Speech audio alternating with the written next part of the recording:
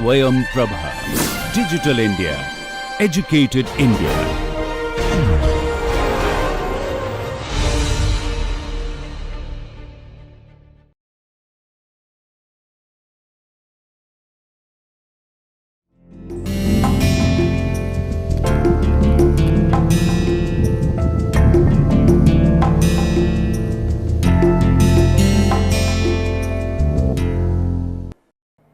Welcome, dear learners, to the another session of International Business Management. I am Dr. Manisha Goswami, Assistant Professor at Institute of Business Management, GLA University, Mathura. Today, we are going to start with lecture number 18, and lecture number 18 is regarding International Human Resource Management, Part 1. Before we proceed with lecture number 18, International Human Resource Management, let's look at what we did in our previous lecture. In our previous lecture, we discussed about international marketing management. And while covering international marketing management, we come across various strategies which a particular firm should adopt when they want to market their product in a foreign country. What different topics that we discussed in the previous lecture are mentioned here in the slide. It covers the initial steps involved in marketing strategy, product strategy, distribution strategy, communication strategy, pricing strategy, and factors influencing pricing strategies were discussed in the previous lecture. Now let's begin with the next lecture, and this lecture is regarding international human resource management. And in this particular lecture, we will be talking about the various types of staffing policy in international business, and we will also cover the advantage and disadvantages part of expatriate style of staffing. So let's get started with this lecture number 18. Let's try to explore what international human resource management is all about. Human resource is one of the important and essential part of any organization.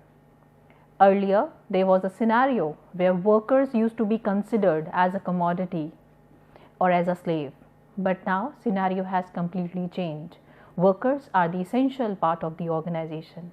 They are rather the asset to the organization. So for proper human resource management it's a prerequisite of any organization success. If you are having a proper human resource management in your organization, it is going to be the prerequisite for the success of the firm. If you are taking care of your workers well, if you are ensuring their emotional, psychological well-being, if you are ensuring that their environment in which they are going to work is healthy enough to work in, then your success is not too far. The workers are going to develop the commitment towards your organization. Workers are going to feel that this organization is doing so much for me. Let me also do something for this organization. So, international human resource management adds additional importance. Why? Because you are going to deal with those class of the people or those workers whom you haven't interacted in any point of time. So you need to have a fair understanding that these international workers are in the alignment with your organization objectives or not. And for this, there is a requirement of studying the various strategies, various style of staffing of international business management. International HRM is a complex due to difference in labor market, culture, legal system, and ecosystem in the various countries. HRM deals with staffing, training and development, performance appraisal, management development, compensation and labor legislation. Today in our lecture, we'll try to look at the staffing part, and these remaining part will be covered in the part 2. Complexities of the firm across the countries. The composition of labor is different in each country. That goes without saying. The level of the skill the workers are holding in the developed nation as compared to the developing nation, there's going to be the difference, because the education system in a developed nation is quite supreme as far as the developing and underdeveloped nation. The education system, evaluation system is comparatively weak. However, in India, we have adopted the new education policy in 2020, which is going to promise the upgradation in the evaluation system of the education as well. But so far, the kind of scenario we were into, it's not that much skilled.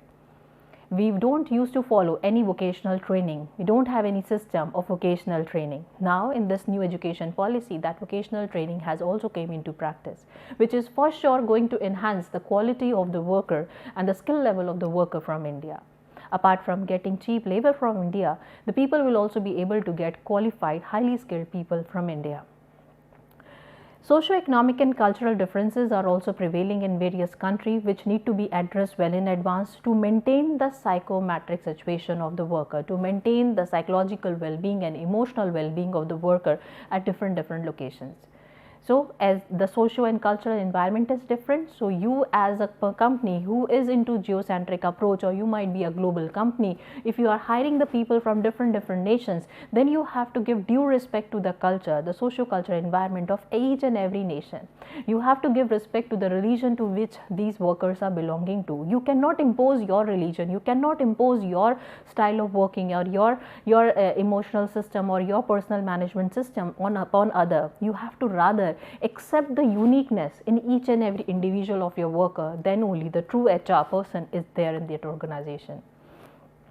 Focus on productivity and efficiency at the global level sometimes strain the relationship between employer and employee, because you are excessively on the harsh road of working very hard day and night. You have to prove your excellency for each and every second you are spending in the organization, and for that you need to be always on your toes. And for being always on the toes is going to bring some sort of strained relationship between employer and employee. There may be some resentment or the clashes of difference of opinion between employer and employee that need to be handled by proper HRM policies.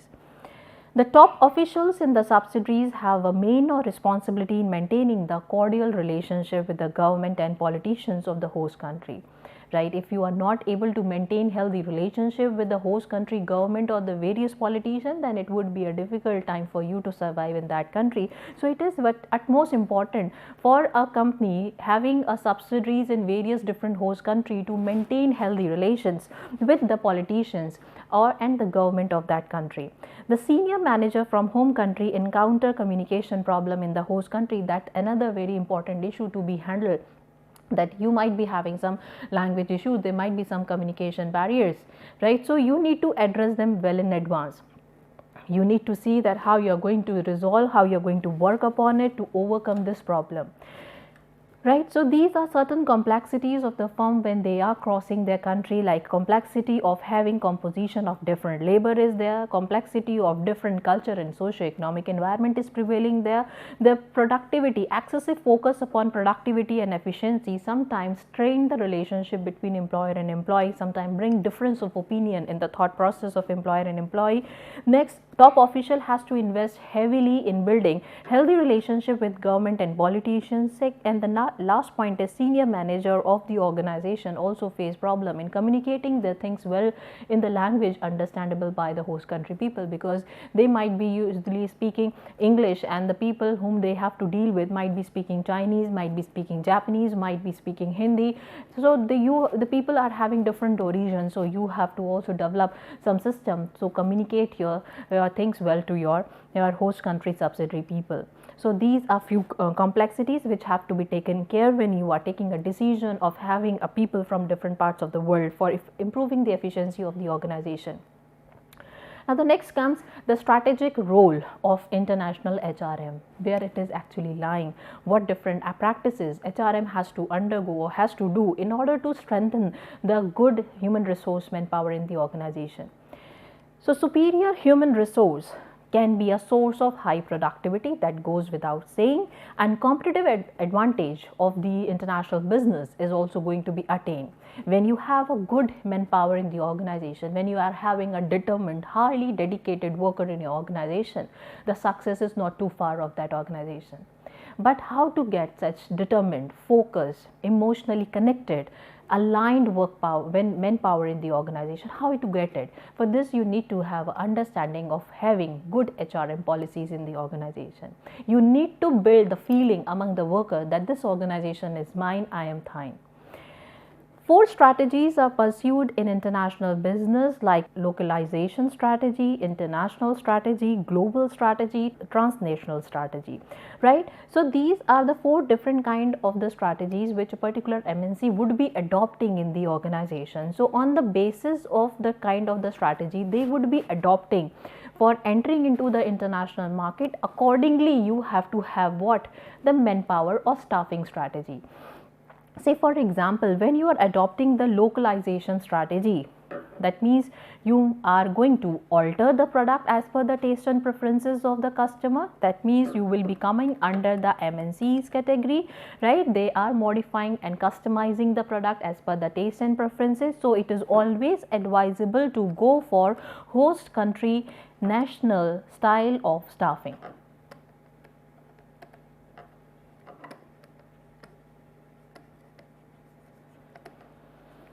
Under the localization strategy, you are an MNC and you should go for host country national style of staffing. Why? Because under the host country national style of staffing, what you would be doing, you would be hiring the people from the local market. You will be hiring a people from that place where you are going to set up your manufacturing unit. And with this, you will be able to get the fair idea about the customers or the local population therein, what their taste and preferences is, what kind of the government policies are there, regulatory system are there. You will get to know about the various religion, the customs of that place. You'll get to know about the various promotion techniques the local people are making use in order to promote their product, how retailer and wholesaler behave in this market. So every essential information will come to your organization automatically if you are hiring the local people at some key position in your organization, because they are born and brought up of that host country. They would be the right person to let you know that what is the correct product for this kind of the market. So localization, if your strategy is localization, if you are a multinational corporation, then go for host country national. Always try to go for appointing the people from that local market. Next is the international strategies. International strategies are usually adopted by the international companies, and international companies are those having low local responsiveness pressure and a low cost reduction pressure as per the Bartlett-Ghosal model. So as they are the people having no local responsiveness pressure, low cost reduction pressure, then in that case you don't have to hire any people from outside. You don't have to hire people from the foreign countries. What you need to do, you just need to confine in developing the quality in your product, because your product quality is demanded in the international market. The uniqueness, originality of the product is demanded in the international market. So you should focus on maintaining that originality, that uniqueness of your product in the home country, instead of worrying about to hire the people from the host country. You are an international company who is into export and import. So as you are into exports, you should confine your production in your home country, and when you are confining your production in your home country, there is no need to hire people from the host country or the places where you will be exporting your product. So international strategy is that kind of the strategy going to be adopted by international companies. International companies are those as per the Bartlett-Ghosal model. They are having low local responsiveness pressure and low cost of reduction. That means they just have to focus on what? Bringing the quality, bringing the originality of the product to the threshold of the foreign market through exports. People like the taste, original taste of the spices of India. So India is not into the agricultural system like this particular square yard or hectare of the area is producing the spices, keeping in taste the American market, or keeping in taste the European market, or keeping in taste the Australian market or the Chinese people. It is not like that. Indian farmers are doing the cultivation of spices in a general form. They are producing it at large for Indian people as well as for the foreign people. They are not bringing any customization as per the taste and preferences of American people or foreign people, right? So that is where you don't have any local responsiveness pressure. Even you don't have any cost reduction pressure. The people are ready to pay high for you for the originality and uniqueness which your product holds, which other country don't hold. Next strategy, and in this case you don't have to hire people from abroad. That means your home country workers Home country workers can be appointed for this. You don't have to go for outside appointment. Global strategy is generally adopted by global companies or the companies who are of nation of translation strategies, right? These the global strategies are those companies who are trying to find out a product which is going to be universally acceptable, a product of everyone's choice, a product where there is a cultural universal. That means the product is going to be accepted by each and every customer across the globe without any customization and alteration.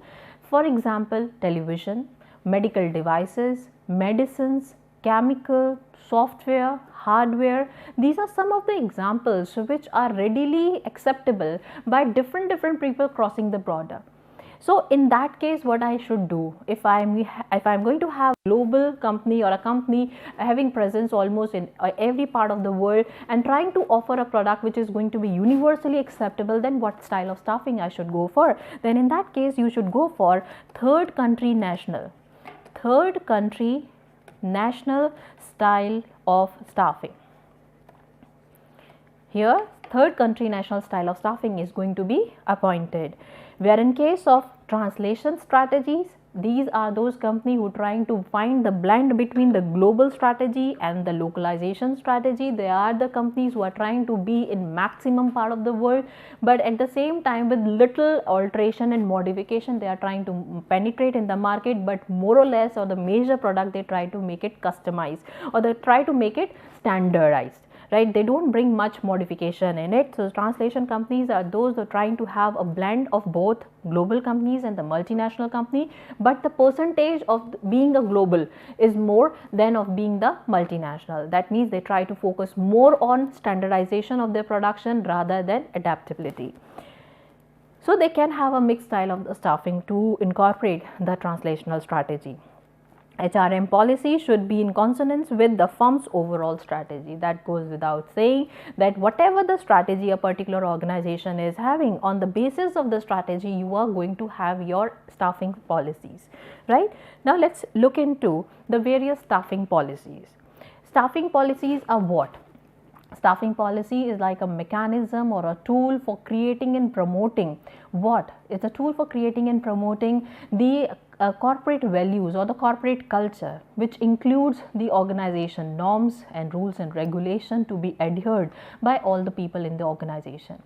Why it is important to be adhered by all the people working in the organization? Because if a particular organization is not aligned with the vision mission of the organization, then productivity of that organization is going to suffer. For example, General Electric company used to appoint the people of a particular required skill for sure, but at the same time, apart from the skill set the person is holding, they also look for the behavioral skill of the worker.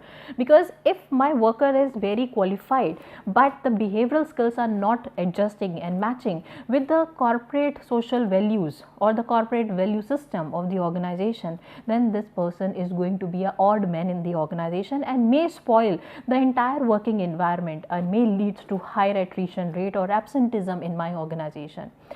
So General Electric company, apart from ensuring the high skill person, they also ensure the behavioral skills among the people, so that there will be an alignment between what person objective of the worker is and as well as the organizational objective, and for sure this is going to help General Electric company to increase upon their productivity. And this is the fact also, General Electric company is having high productivity because of this kind of style of staffing they have adopted.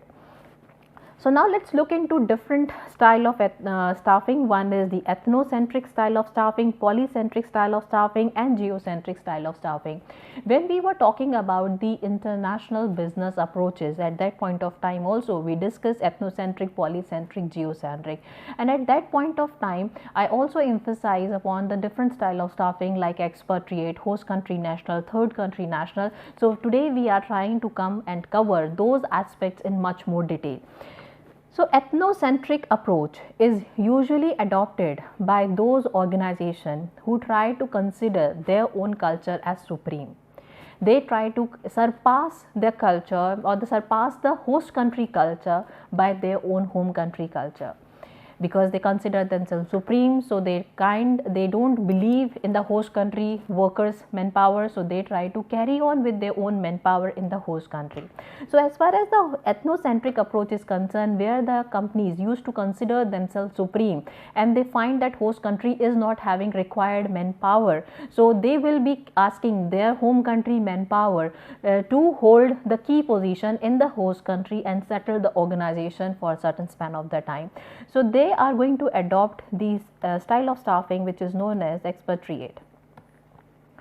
Right. So they will be adopting this style of the staffing, and this is going to help the organization to establish the unit in the host country, because they are finding the people are not going to be so supportive in the host country to get their work done. So the scenario goes like this: home country and there is a host country, and the workers working in the host country are asked to go to the host country and they hold the key position over there, right? So the top performers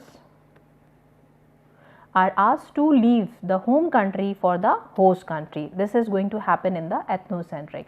So home country workers, who are the top performers, they are very much aligned with the vision and mission of the home country company. They will be asked to fly and move to the host country and establish the unit over there by holding the key position there in alignment with the home country.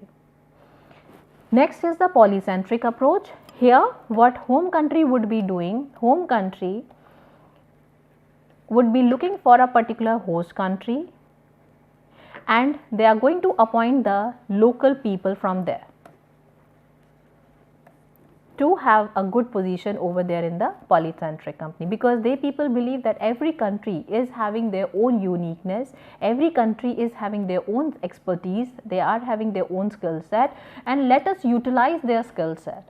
And because my product is going to be very much altered and customized as per the taste and preferences of the customer there of that local market. So if I would be adopting this system of sending my worker to the host country, I may not be able to get the required feedbacks about the local market. So for getting the required feedback about the local market and able to establish my position in the host country, I need the local people at the topmost position. So they are going to have a host country national style of staffing. Ethnocentric is known as the expatriate style of staffing, and this is known as the host country style of staffing. Next is the geocentric approach. Geocentric approach is usually adopted by the global company or the translational company, those who try to be in the various different companies, the various different countries across the globe with mostly the standardized product with slight adaptation. So if you are having this approach, what you need the people from different nations, because you need to know what is the product going to be universally acceptable, which product should be acceptable by each and every country in the world. So for this you need to have people, highly skilled people from different nations. So you are going to adopt the third country national style of staffing here. Third country national style of staffing. This is the style of staffing you will be adopting here, because you might be having your headquarters, right? You might be having your headquarter in maybe California.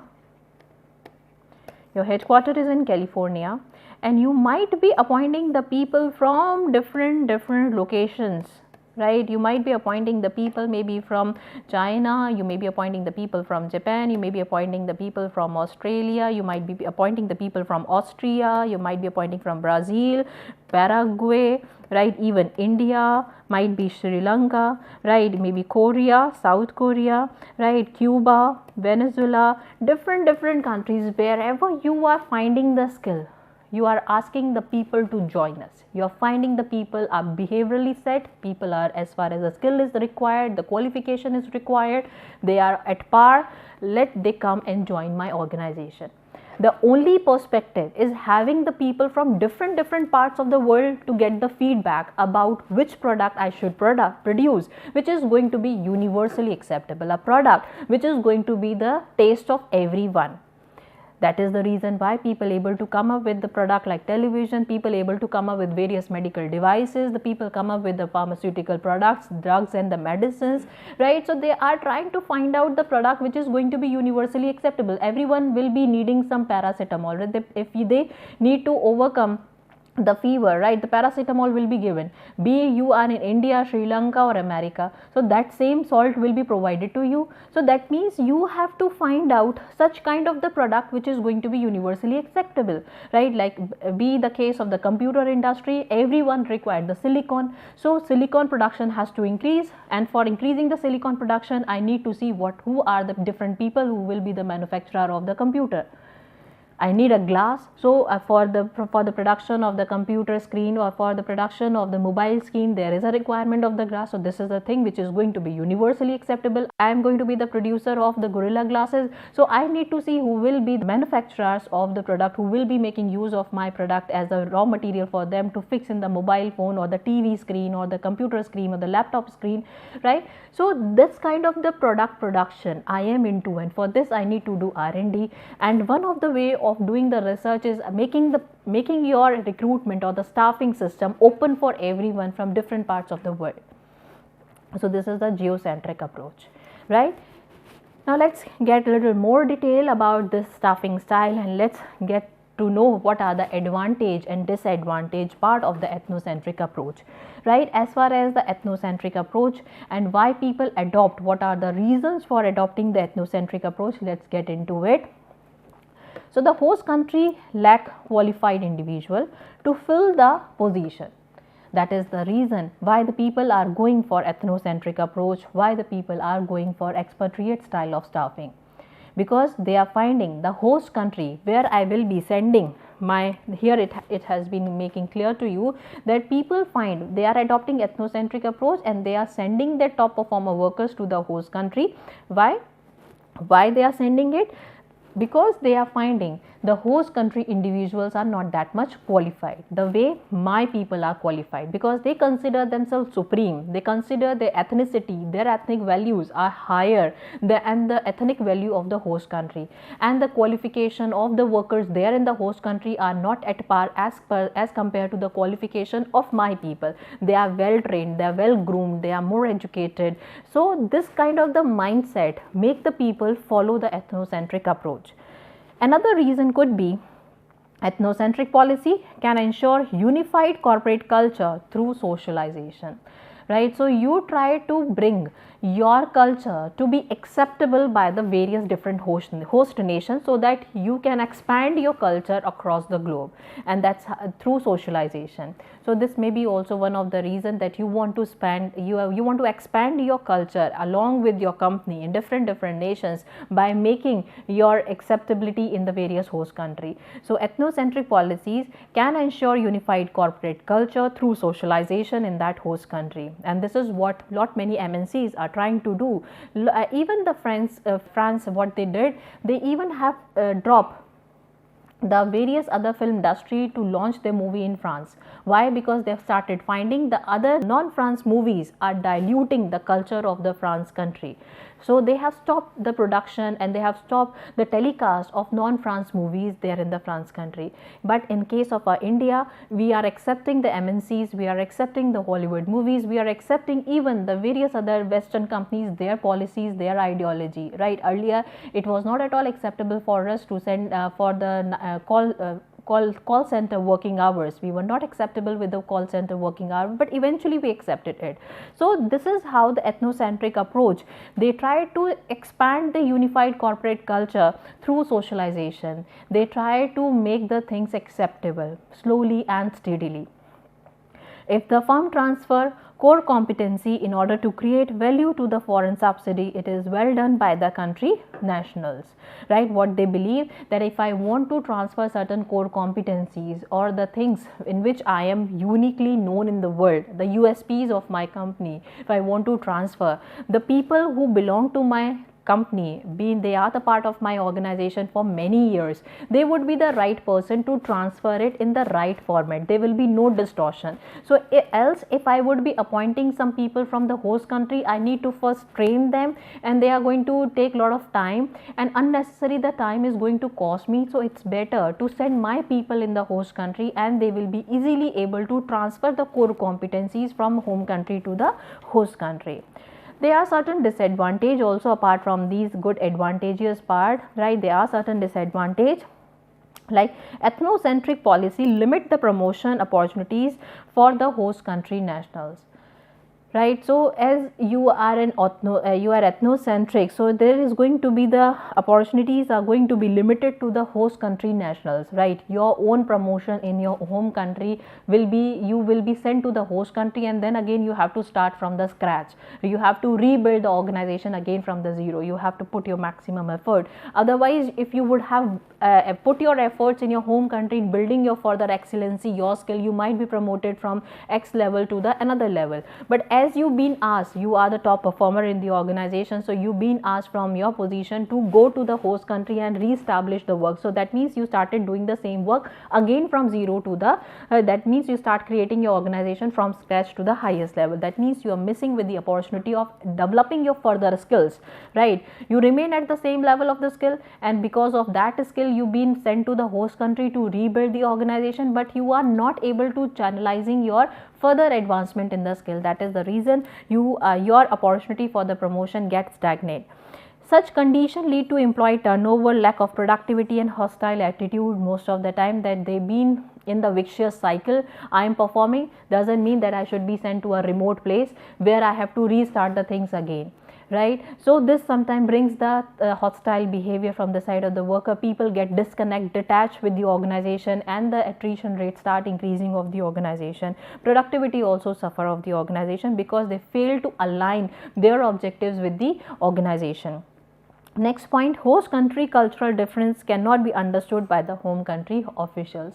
The kind of the problem your expatriate is going to face in the host country, and you are having the same expectation of the productivity from the expatriate, that is going to create again a difference of opinion between the home country employees and the host country employees, because the kind of the working environment your expatriate is into in a host country, the kind of system he is trying to rebuild or restart there is going to be very difficult to begin with. And if you are expecting the same pace or same zeal from the host country, from your expatriate in the host country, that means you are mistaken, and this is going to create a lot of discomfort among the mind, and the productivity for sure is going to go down.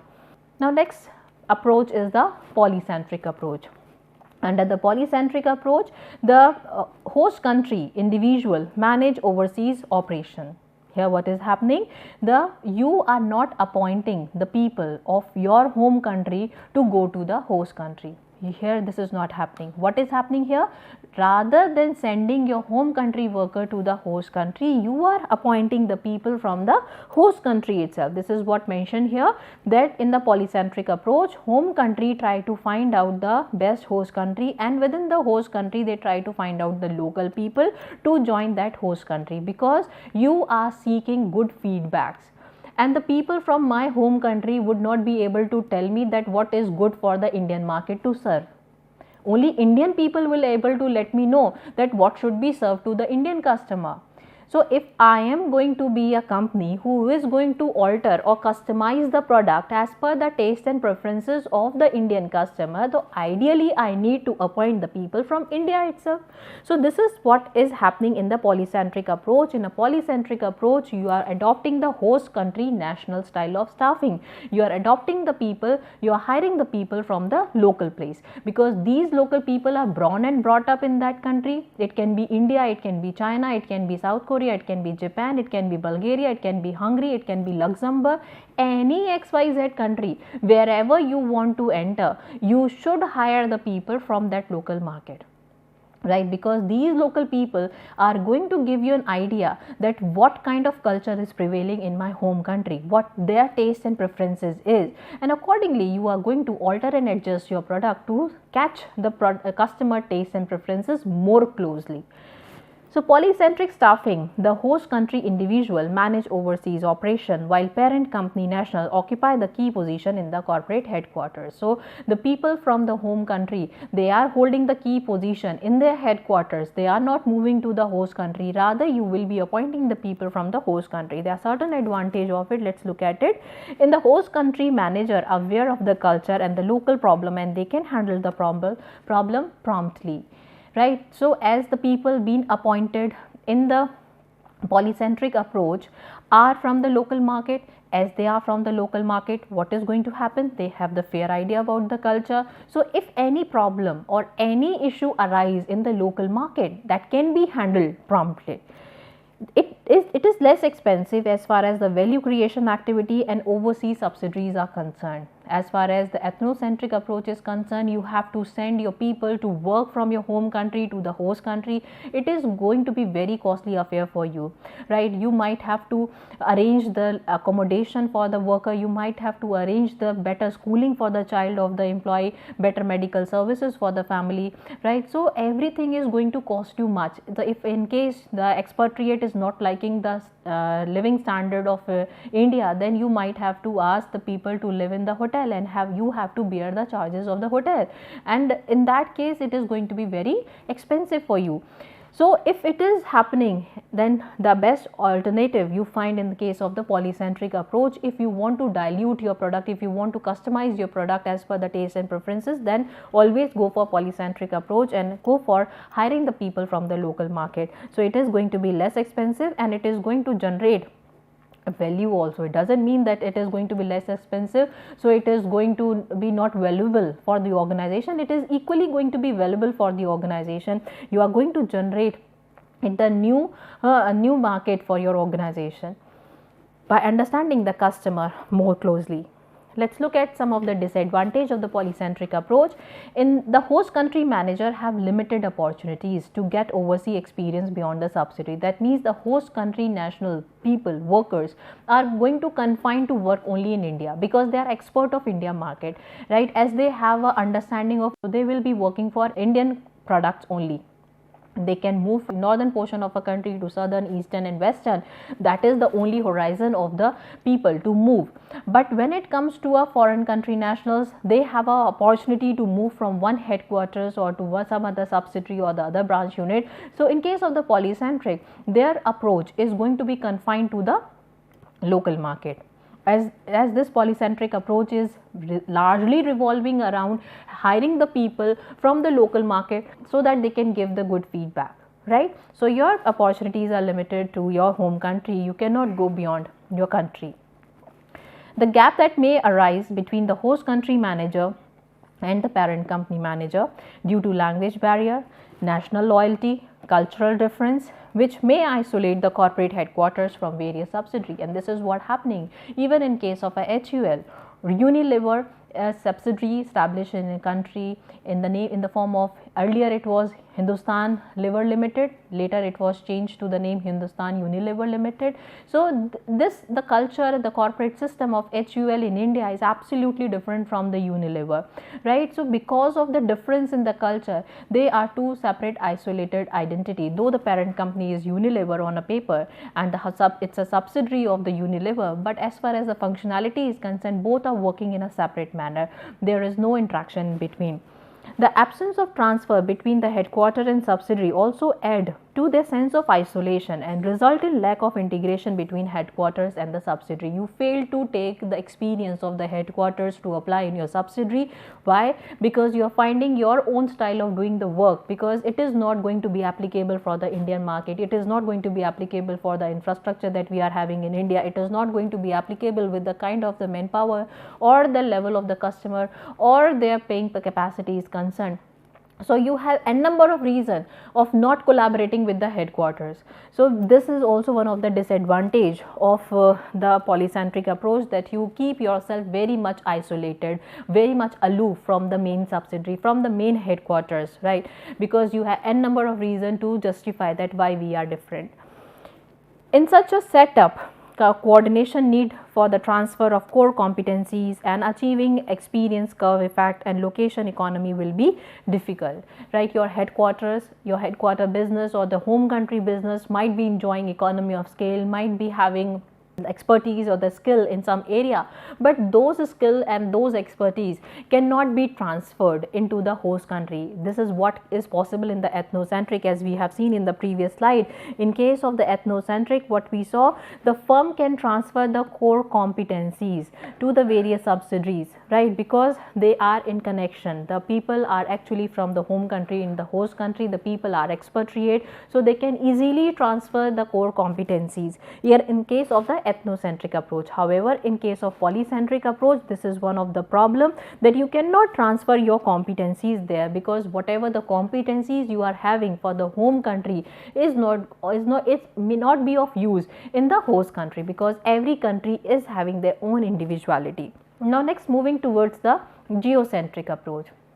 Geocentric staffing policy: recruit best people for key position throughout the organization irrespective of the nationality. That means you will be appointing people across the globe. I just a moment before I give an example to you that this is the situation where you will be having might be a headquarter in the California, but you are appointing people from China, Japan, Australia, Austria, Brazil, Paraguay, right? Different countries you are appointing, maybe the India you are appointing the people, you might be appointing the people from Thailand, Philippines, right? Different places across the globe, wherever you are finding the talent, wherever you are finding the skill or the profile is matching, you are going to appoint the person.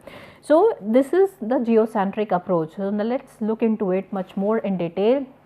So geocentric staffing policy: recruit best people for key position throughout the organization irrespective of their nationality. Senior manager may be selected from home country or the host country or from the third country. So irrespective of your nationality, right? You don't need to hold any nationality or the citizenship of the headquarter company only or the host country only, from wherever you are coming, but you are holding certain skills. Let us come together and do the work together, right? Because the focus is on coming up with best product, right? Microsoft CEO is Satya Nadella, Google CEO is Sundaram Pichai, right? So these are the best example that the people are looking from across the globe, no matter you are from my host country or not, or you are from third country national, but you have a talent, you are extremely talented in a particular area, so you can be the one who, you can be the best employee of my organization, and you can lead the entire organization also. Geocentric policy: a cadre of international executive who feel at home working in different culture effortlessly, because every next person is from different nation, everyone is having their own system of work, so you get lot of vibrant environment in such kind of the organization, because you are learning every moment from every next nationality of the worker working with you. Indirectly, it helps to build uniform corporate culture, informal network standardization, and unifying the corporate culture. Geocentric approach help the firm to use experience curve, location economy, transfer of core competency from headquarters to the subsidiary. So as they are focusing on finding out the product which is going to be universally acceptable, they are not focusing on customizing the product. So as they are focusing on unifying or identifying the product which is universally acceptable, for sure they will be transferring their experience curve, they will be passing on their expertise to the various different nations across the globe, because they are focusing on coming up with the product which is going to be acceptable by all. Further, under the geocentric approach itself, it reduces cultural problem, increase local responsiveness.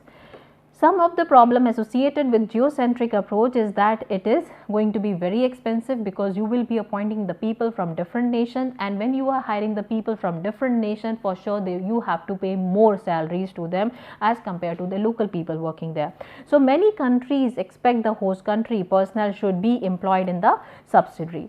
Training reallocation will cost, right? You need to train the people to make the people understand what your vision and mission is, what your requirements are, what your objectives, what your final destination is.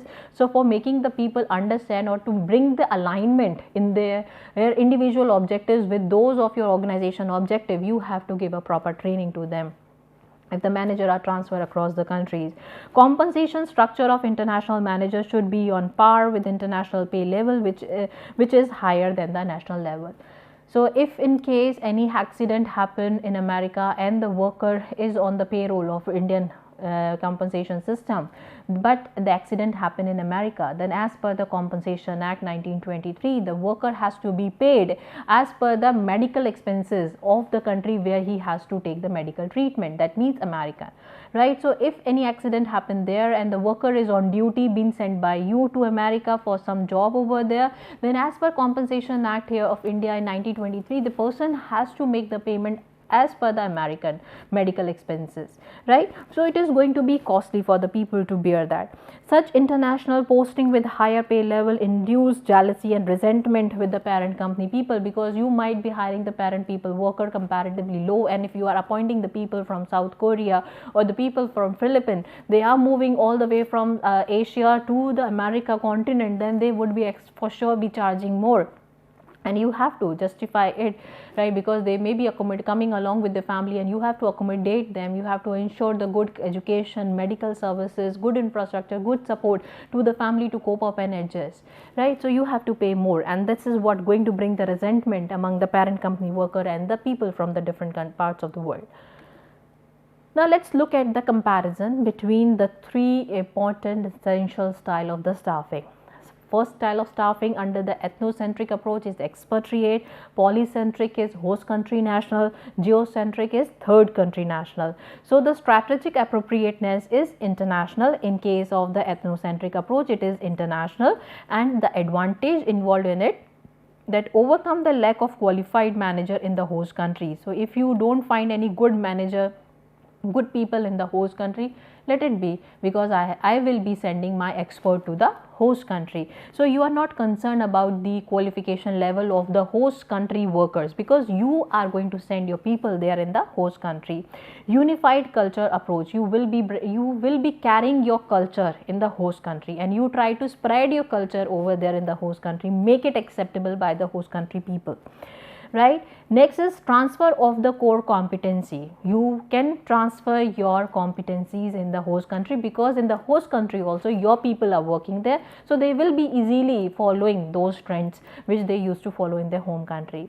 But there are certain disadvantage also, like cultural problem. You will not be able to understand the host country. You are missing out to gel with the local people, because you are trying to carry forward your culture in that host country, so you may miss out in gelling well with the host country culture. Resentment within the country will also occur. Under the polycentric, there is a localization strategy, and it is going to be inexpensive because you will be hiring the local people. It helps you to overcome the cultural differences in the host country, because you are giving due importance to the culture of the host country people.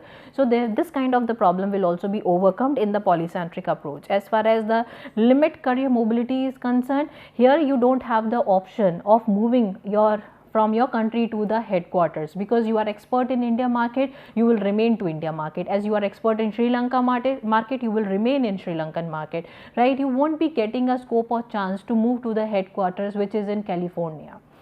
Isolation of headquarters from the subsidiaries. As it has been seen that a headquarter is working in different platform, the vision, mission and everything, the core competency is absolutely different in case of the company having the polycentric approach. And when it comes to the local host country market, they have the different approach, they have the different mindset, they have their own core competency, they have their own style of dealing with the customer, they have their own style of the product to be offered in the host country. So it is going to be absolutely different, and there is going to be a complete gap of understanding between the headquarters and the subsidiary. In case of geocentric approach, the global standardization and translational strategies are going to be adopted. Here the effective utilization of human resources is going to take place, because you will be appointing the people from across the globe. So effective utilization of human resources is going to take place. They are going to build the uniform culture, because they are trying to find out the thing which is going to be universally acceptable. We will be adopting only that culture which can be acceptable across all the globe, right? It is going to be expensive, because you have to bear the cost of the people if you are hiring from the people from different parts of the world. So it is going to be comparatively costlier. Now let's talk about the expatriates and the local advantage and disadvantage attached to it. In case of the expatriate, as I told you, expatriate style of staffing is appointed or executed in ethnocentric approach, and local strategies are appointed in the polycentric approach. So the parent firm can infuse new methods of management at subsidiary level and can exercise full control over the overseas operation when you are adopting the expatriate style of the staffing. It happened when parent firm start its operation in developing country where there is a shortage of managerial talent. So if you find that in the developing country, underdeveloped country, people are of not that level of the skill, so you need to carry on your people from home country to the host country. It's opportunity to train home country manager for the overseas operation. This is one of the real lifetime job training, right, where when you will be getting an exposure to restart the business from zero and build a new business, right, in an absolutely different environment. So this is like a training you try to give to your expatriate or top performers of the worker. There are certain disadvantages. The remuneration of the expatriate is often higher compared to the local managers. They will be coming from foreign country for their comfort zone. They move to the some host country or remote area of the host country. Then in that case you have to give them some extra remuneration. Expatriate find it difficult to adjust in no new socio-cultural environment prevailing in the host country because they are born and brought up in different culture, and all of a sudden they move to some other culture to which they are not aware of. There for sure is going to be an initial year of difference of opinion. Expatriate viewed by local people as hostility because the people may find them, they are the people who are taking away our job opportunities. If these expatriate would have not come here, I would have got the job opportunity. So they get the hostility from the local population. Expatriate family member often do not welcome and accept the transfer because of the different school system, business practice and shopping habits are different. So they find it little awkward being a part of the host country, where because they've been into different schooling, they've been into different shopping style, they've been into different medical services, they've been into different business practices, so they find little difficult to adjust and cope in the host country. Factors that influence the staffing policies, let's quickly look at them, because most of the time your staffing policy will be governed by the product life cycle. The product life cycle is going to be the determinant which kind of a staffing strategy you should adopt. When your product is at introductory stage, your product is at growth stage, maturity stage, or at the decline stage. In the last few lectures we had talked about the PLC as well. When we were covering the international trade theory, we talked about the Raymond Vermont theory of product life cycle. So in that case we talked about the various stages of the product, and different stages of the product will let you know that what kind of staffing I need. The extent of disparity between the home country and the host country environment is also going to be the reason of finding out which kind of the worker I should go for. If there are a lot of differences in the home country and the host country, and you find lot of difficulty to train the host country worker, then you might be going with the expatriate style of the staffing. So where there is a need to maintain the secrecy, superior technology, superior product to maintain and competitive advantage, what you would be doing? You will try to appoint your own people in the host country. You will become ethnocentric. Right, you will become ethnocentric because you don't want to share your technology, your superior skill, your core competency with anybody outside.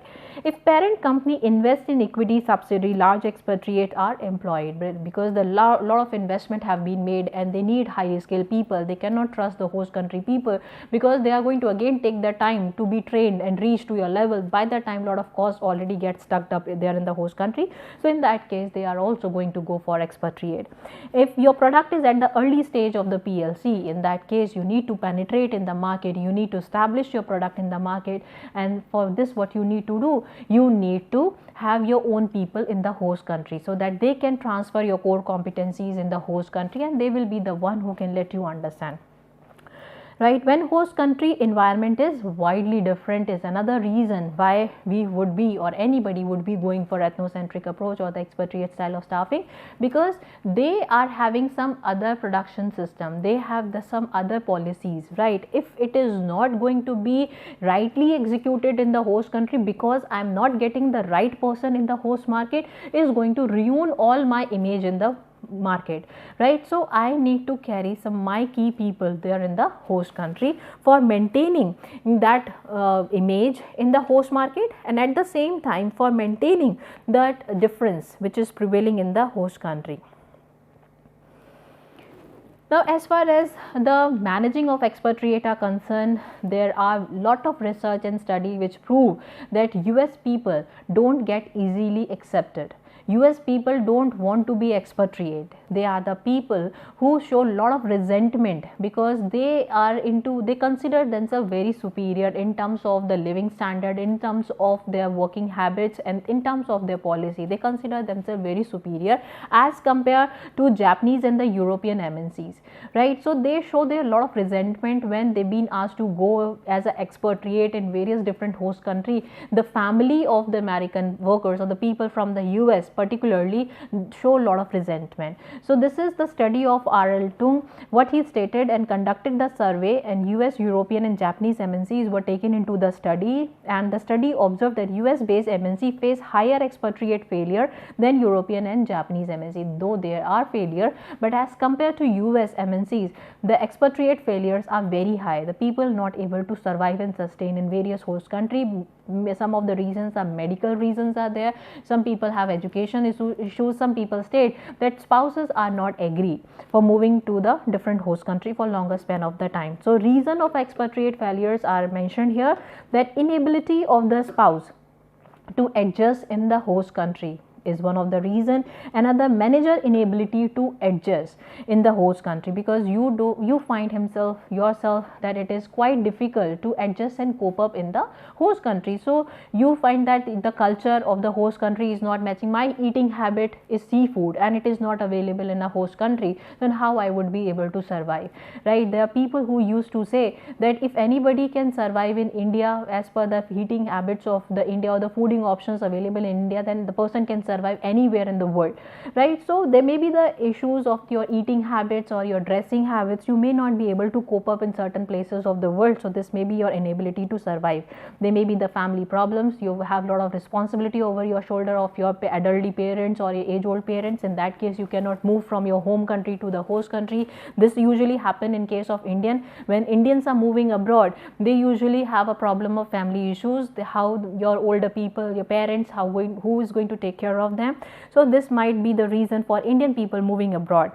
Manager personnel responsibilities are there, right? HR people, the workers have to be taken well care when you are moving outside. If no proper care is being taken by the HR manager of your organization when you move to the host country, then this also leads to the failure. Difficulty with the new environment, new culture, that also create a problem. Manager emotional maturity and manager's overall responsibility are some of the listed reasons for the failure as per the study given by the R.L. Tung.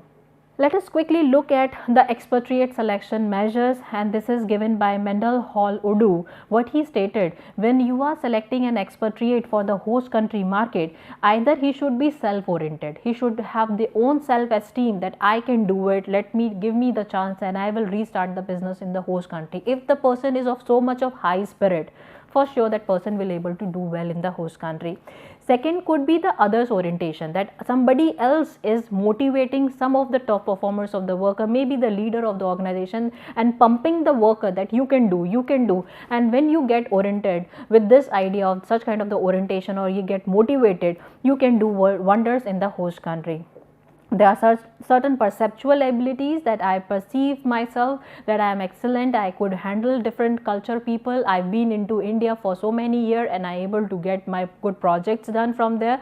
So such kind of the perceptual ability can also be the reason of you being to be selected as an expatriate for the host country. Another is a cultural toughness. Right, so there are some people belonging to the different culture and they sometimes find the culture of India as a shock for them, or some Indians are finding the cultural shock in the foreign market, right? There are people who used to have a habit of eating non-vegetarian day and night, and here in India the people are eating vegetarian. This seems a cultural shock for them, and for the Indians when they move from India to abroad, eating seafood and other snakes and other snail and the cockroach in their dieting habit, they find this is a cultural shock for them.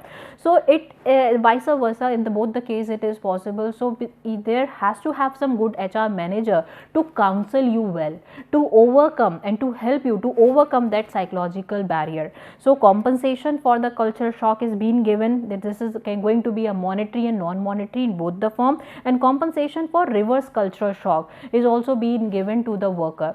What is a reverse cultural shock? When the worker is doing incredibly well in the host country, say for example American worker expatriate being sent to India market and settled down in Delhi for the past 10 years, and now he is adjusted, coping up with all the things, now being called back by America, then this is going to call for the reverse cultural shock.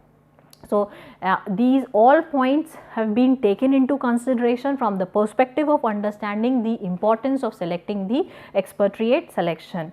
So these are the different topics today we had covered, that we talk about the staffing style, we talk about that how you can take the best out of the various options available to you depending upon the product life cycle. Right. So these are the different reference book I have referred while delivering the lecture to you. I hope today's lecture is clear to all of you. Thank you so much. All the best for your future.